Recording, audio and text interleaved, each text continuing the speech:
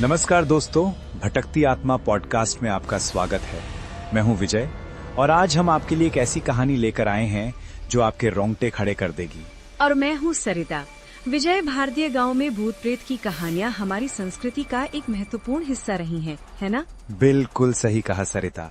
हमारे देश में हर गांव की अपनी भूतिया कहानियां होती हैं।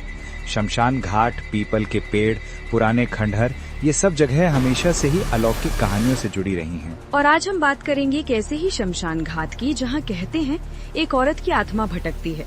क्या आप यकीन करते हैं ऐसी बातों पर?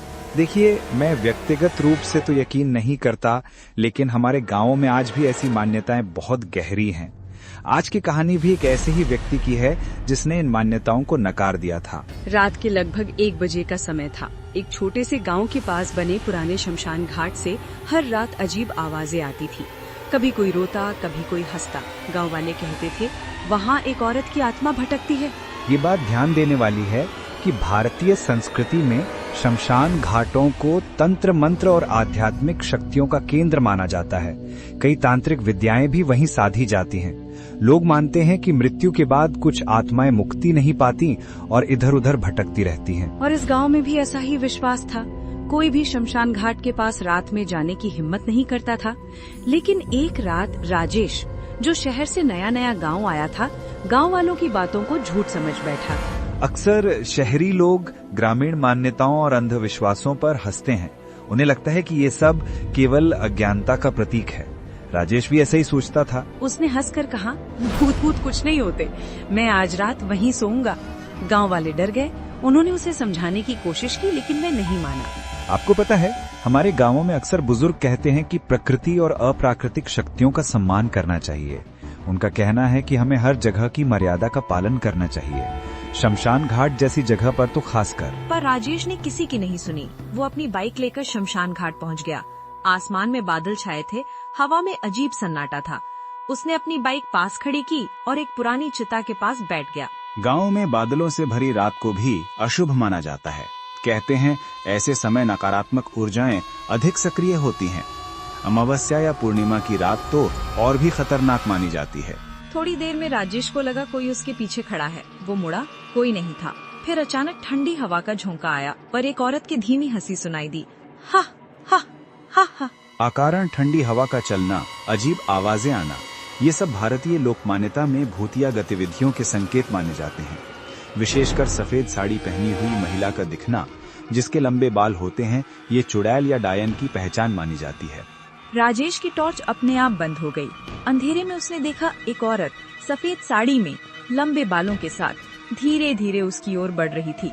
उसका चेहरा धुएं जैसा धुंधला था, पर आंखें लाल आग जैसी जल रही थी। भारतीय मान्यताओं में प्रेतात्माओं की आंखें अक्सर लाल या तेज प्रकाश वाली बताई जाती हैं, और जिस तरह से बिजली के उपकरण अचानक काम करना बंद कर देते हैं, वह भी एक संकेत माना जाता है कि कोई अलौकिक शक्ति मौजूद है।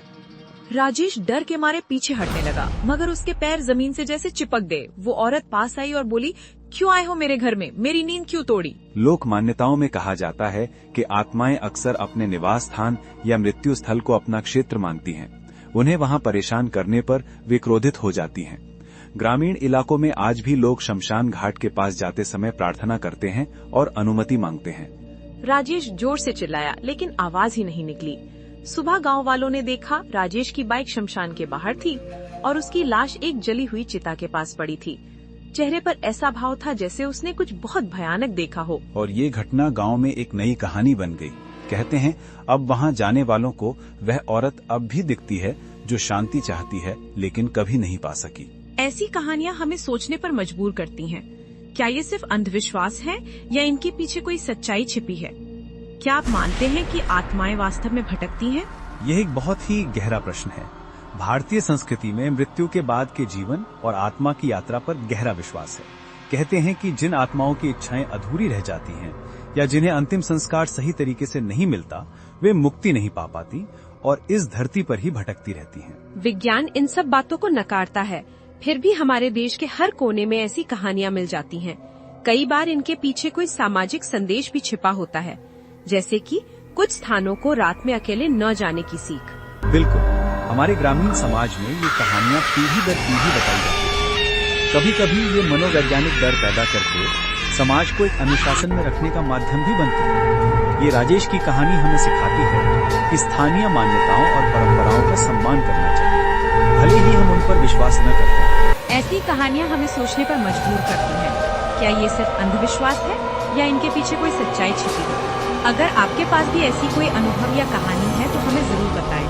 भटकती आत्मा पॉडकास्ट के इस एपिसोड के लिए इतना ही। अगले हफ्ते हम एक नई रहस्यमयी कहानी लेकर आएंगे। तब तक के लिए सावधान रहिए, सुरक्षित रहिए और हाँ, रात के अंधेरे में शमशान घाट जाने से बचिए। शुभ रात्रि।